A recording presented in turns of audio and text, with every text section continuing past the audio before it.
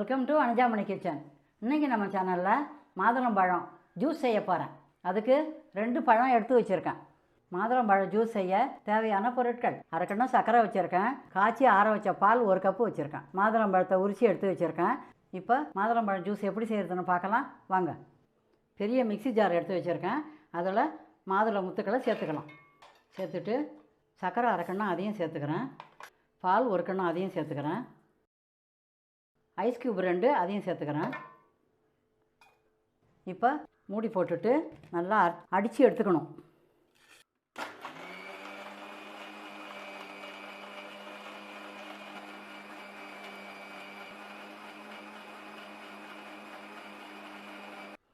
மிக்சியில் அடித்து எடுத்துன்னு வந்துட்டேன்.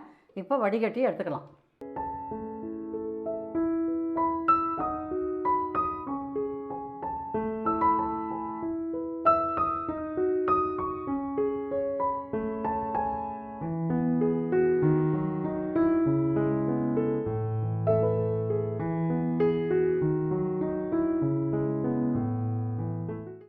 இப்போ மாதுளம்பழ ஜூஸை வடிகட்டி எடுத்துட்டேன்.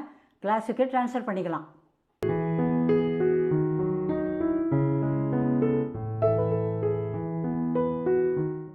இந்த வெயில் காலத்துக்கு ஏற்ற மாதுளம்பழ ஜூஸ் ரெடி ஆகிடுது.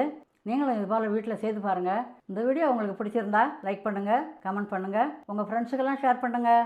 இந்த கோடை காலத்தில் குளிர்ச்சியான மாதுளம்பழ ஜூஸ் குடித்து என்ஜாய் பண்ணுங்கள். தேங்க்யூ.